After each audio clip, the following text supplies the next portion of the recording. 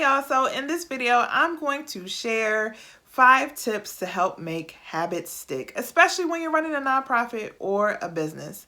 Let's get into it.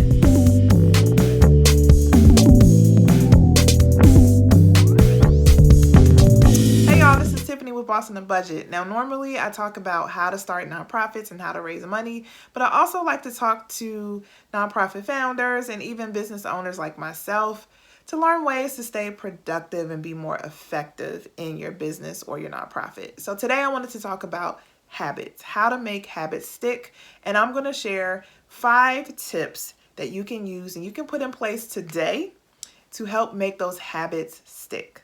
So I'm going through 5 habits today, but I'm going to say number 5 has been by far the most effective for me. I have talked about it in another video, but it just had to be mentioned again because it's been really, really effective for me in terms of making sure that I stay productive and I stay disciplined with the things that I say I want to do. So the first tip is to do it for 30 days. So I've seen a bunch of articles talk about how when you're doing something for at least 7 days or 21 days, then 30 days, it becomes just a normal routine for you. So I'm all for 30-day challenges. I love doing 30-day challenges because it just gets me in the mindset that I'm doing something different, that I'm shifting from what's normal for me so that I can just get myself together and become more disciplined as a result of doing something for so long. And I like 30 days because it's not a short period of time, but it's not so long that you can't last if you're fasting or if you're putting some new practice in place. So an example for me in my business, I am on Instagram and I am doing an Instagram Reels challenge. Now, if you're watching this video and it's probably 2 years in the future, Instagram Reels are probably now obsolete, which is crazy to me. But at least now in 2022, they're the greatest thing on Instagram right now. So I have committed for 30 days to do Reels at least 3 times a week. Now, when I say I have to do that, that puts in the mind that, okay, I got to prepare myself, what it would take so I can hit that. I got to have things in order to make that 30 days. And so that's why I like saying 30 days or quantifying it, because it just signals to your body, it signals to yourself that something is about to change, you're doing something different, and you need to be prepared for it. Here's my second tip. Find an accountability partner.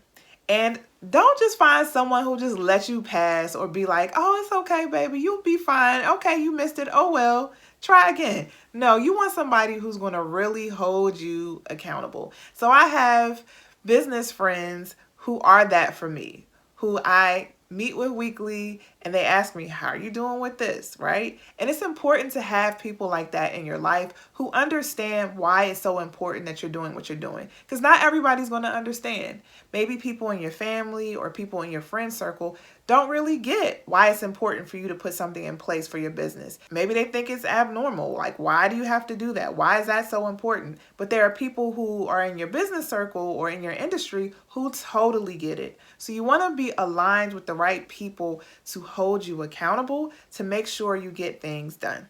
And might I add to that one, make sure you're checking in with your accountability partner, because it's easy to run and hide when you don't want to be seen or when you don't want to admit that you haven't done what you said you were going to do. But set time to meet with your accountability partner, and that helps get you in the habit of things too, because if you know that you're going to meet this person every week, then you know you need to be prepared to report out on whether or not you did something, okay? So add some timing to that and make sure you put time aside to meet with that accountability partner. The third way you can make a habit stick is to add a trigger to the habit. So when something happens, it signals to you that you need to put something in place. So I'm going to tell you how I implement this in my life. All right. So recently, I've talked about it in another video. I have been instituting a screen curfew where the last 30 minutes of my day, no screens, no TV, no phone. And that is from working with my pastor. We've talked about in order for me to really get sleep and to be able to reset, I need to remove myself from screens. Well, a trigger for me is me cutting off my TV. Now, I'm the type of person who I love background, right? I'm always having something playing in the background, even if I'm not watching it. So all day long, I'll have my TV on. I'll come in and out the room and I see that it's on and I'm like, oh, because I'm the type of person who I'll watch a movie over and over again. I'll just play it in a loop. Or if there's a show, I'll just play it in a loop and I'll come in and say, oh yeah, I like that part, and go in and out. Can any of y'all relate? Or is it just me? So the trigger for me at night is when I cut my TV off. So I know when I cut my TV off, it's time for me to put certain things in place. It's time for me to put my phone down. It's time for me to write down my notes and start jotting in my notebook. It's time for me to read. It's time for me to start my nightly ritual, right? So if you want to put certain habits in place or certain rituals in place, try certain triggers that signal to your body that it's time to do something else and see how it works. Number 4 is a hard one, y'all. This one is remove the things that would keep you from doing that habit or putting that habit in place. So an easy example for this is food, right? When you're trying to eat healthier or you're trying to abstain from certain foods, then you remove certain foods from your house. So if you don't want to eat junk food, don't buy the junk food, right? If you don't want to eat cookies, make sure there are no cookies to be found. But on a deeper level, this may even come to people you associate yourself with, right? So if you're trying to advance or you're trying to get to the next level with your nonprofit or your business, it may be time to expand your network or even remove yourself from certain people. Here's a practical example. When it's time for you to start really scaling as a nonprofit, bringing in more money as a nonprofit, the board that you have right now may not be the board that you need to get to that level. So it may be time to remove some of those people, remove some of those older mindsets, and move to something else. So are you changing the environment around you? Are you changing what you're associating yourself with or who you're associating yourself with in order to make a habit stick or in order to reach a certain goal? So you may have to think about, okay, what are the things that I need to remove or put to the side in order to make this work for me?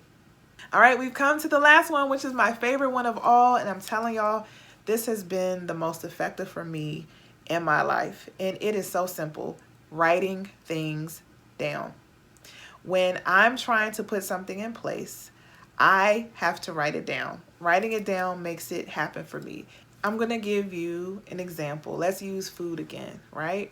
Can you track your calories by actually writing down the calories that you eat every single day? So if you want a habit to reduce your calories or to eat healthier, write down what you eat. Even when it comes to my business, and you can use this example for your nonprofit, in the beginning of the day, I'll write down 3 things that I want to get accomplished, right? And so maybe I want to get into the habit of collaborating more or get into the habit of reaching out to people every single day to build my network. So I'll write down in the morning, reach out to this person, this person, this person. And it helps keep me accountable because at the end of the day, I can look and see what I was able to do, and I can easily track whether or not I'm doing what I said I was going to do to make that habit come a reality. So writing it down, it seems so simple, but if you're trying to get anything accomplished, just start writing what you want to do and see what happens.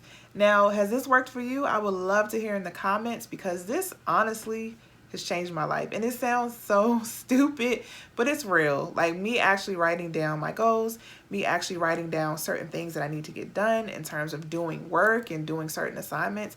Writing first is so much more productive for me than anything else.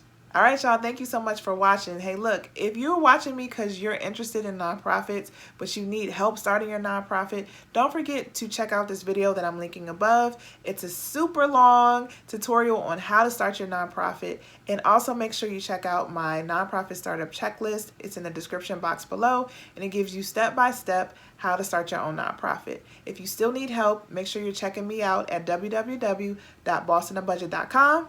Otherwise, I'll see you in the next video.